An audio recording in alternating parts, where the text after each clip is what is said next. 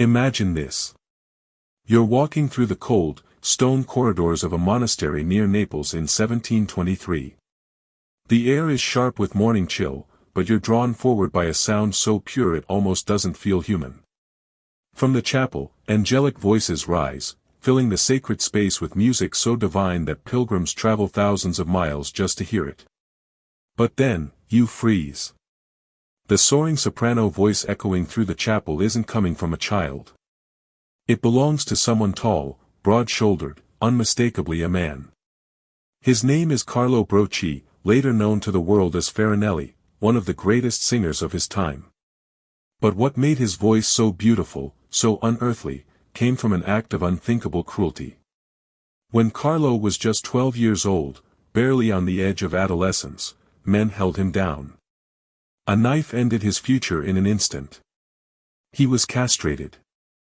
His body was mutilated so his voice would never deepen, never mature, never change. This was not an accident. It was planned. It was deliberate. It was done in the name of art and God. And Carlo was not alone. For more than 300 years, thousands of young boys in Italy were subjected to this same brutal fate. Their bodies were sacrificed for music. Their childhoods ended in pain. Their futures were carved away with surgical precision. Why?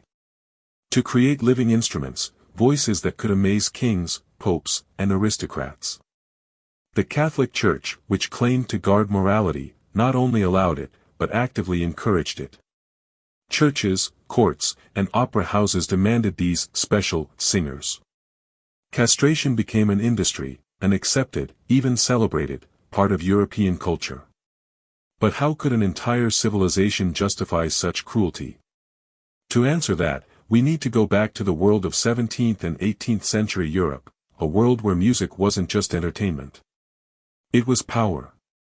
Back then, kings competed to have the most beautiful choirs. Nobles spent fortunes hiring famous singers. The Pope himself was expected to offer music so heavenly it felt like the voice of angels. But there was a problem. The Bible, interpreted literally, forbade women from singing in church. St. Paul's words about women remaining silent were treated as divine law. That left adult male voices, but they lacked the purity and range that composers wanted. The solution? If nature wouldn't provide the voices they needed, they would create them artificially. The idea wasn't new. It started in the Byzantine Empire centuries earlier. But in Baroque Italy, it reached its peak. By the mid-1600s, almost every major church, royal court, and opera house in Europe wanted these perfect singers. Demand was so high that an entire system grew around it. Monasteries opened schools just to train castrated boys.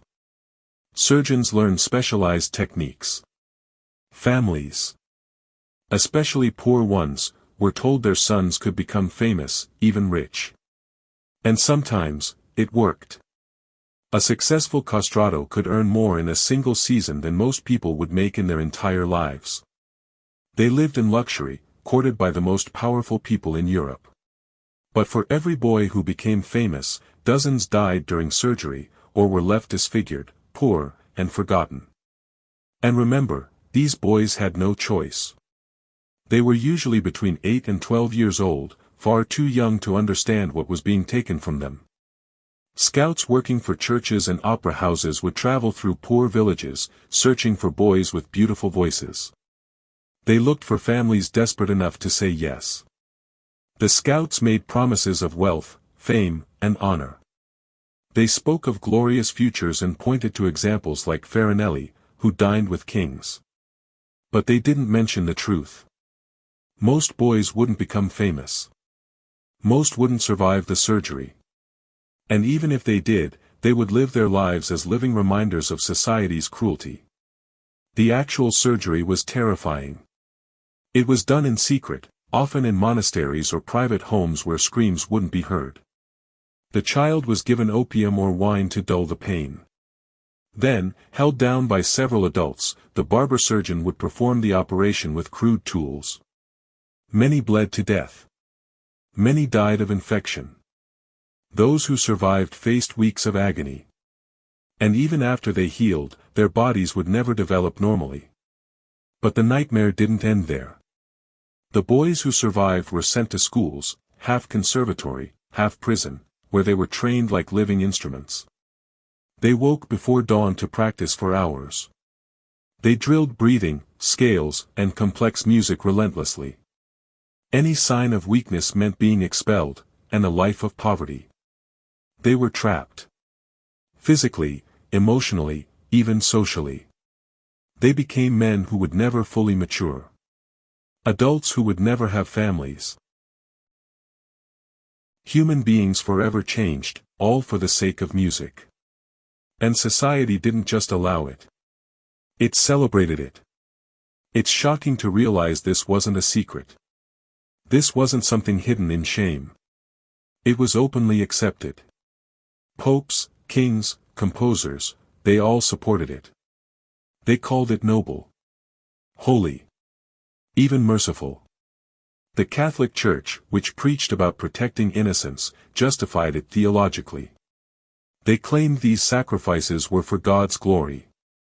Doctors worked to improve surgical methods, not to stop the practice, but to make it safer, so fewer boys died. Legal contracts were made to ensure families would send their sons for castration.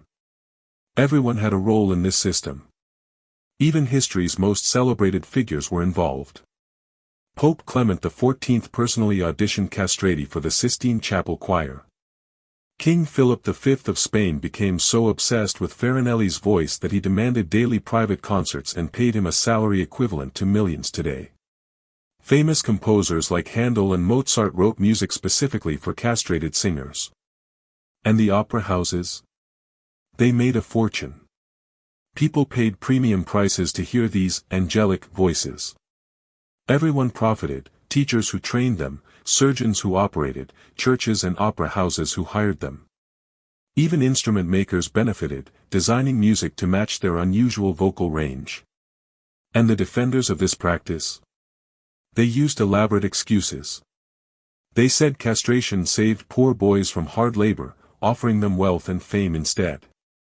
They said the voices were so beautiful they connected people to God. They even compared it to monks taking vows of celibacy, calling it a spiritual sacrifice. But the reality was ugly. Only a tiny number of castrated boys ever became rich or famous. The rest lived quiet, desperate lives, too altered to live normally, too ordinary to be remembered. One boy who did become famous was Farinelli.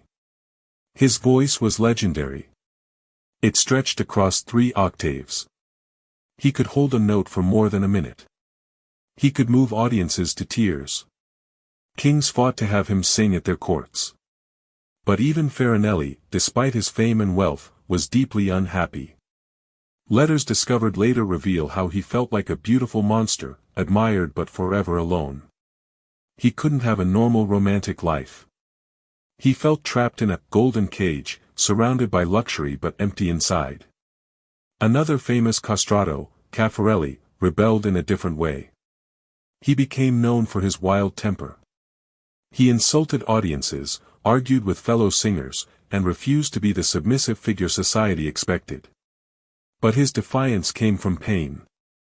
He was depressed, unstable, and tried to reclaim masculinity through material excess. For every Farinelli or Caffarelli, there were dozens more who faded into obscurity.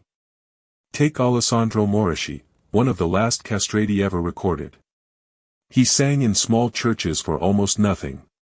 His recordings from the early 1900s carry a haunting sadness. He died alone, largely forgotten. And then there were the truly invisible ones. Boys who survived surgery but lacked talent. They ended up in remote churches, singing for small congregations who never knew the price that had been paid for their voices. They were living ghosts. By the late 1700s, things began to change. New musical styles emerged. Enlightenment thinkers started questioning the morality of mutilating children. And female singers were being trained to reach similar ranges, making castrated voices less necessary. Nationalism also played a role. European countries started to resent Italy's monopoly on castrati. And slowly, the Catholic Church, which had been their biggest supporter, began to step back. In 1870, Pope Pius IX finally banned new castrati from being hired at the Sistine Chapel. The few already there were allowed to keep singing, but the system was dying. The last castrato at the Vatican was Alessandro Morici. When he retired in 1913, 3 centuries of institutionalized child mutilation finally ended. But what happened to the men who survived? Most struggled. Their voices, once so prized, now seemed strange to audiences who preferred more natural singing. They had lived their entire lives in a world built for them, a world that no longer existed. Some tried to teach music. Others managed opera houses. But many couldn't adapt. Their altered bodies brought health problems, bone disorders, breathing issues, hormonal imbalances. Most died in obscurity, forgotten by the society that had once worshipped them. It's easy to think of this as just a weird thing from the past. But the deeper lesson is about how societies normalize cruelty. No one thought of themselves as evil. People believed they were civilized. They went to church. They gave to charity. They talked about morality. Yet they accepted a system that mutilated children for entertainment. Why? Because it was wrapped in art, culture, and religion. It was justified as beautiful, necessary, even holy. And here's the uncomfortable truth, this same pattern still exists. We still see children exploited for adult ambitions, child performers in entertainment, young athletes pushed to dangerous extremes, kids pressured into brutal training systems. The details change, but the structure stays the same. Adults identify a child's talent. They promise fame and success. They ignore the damage. Institutions protect the system. And society looks away because the results are amazing. The castrati are a warning. When Carlo Broci, Farinelli, died in 1782, he was mourned as one of history's greatest singers. But beneath the praise was a hidden truth. He wasn't just a legendary musician.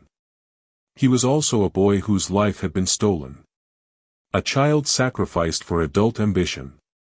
The people who created him weren't monsters. They were ordinary men and women who believed they were doing something noble. And that's what makes it so terrifying.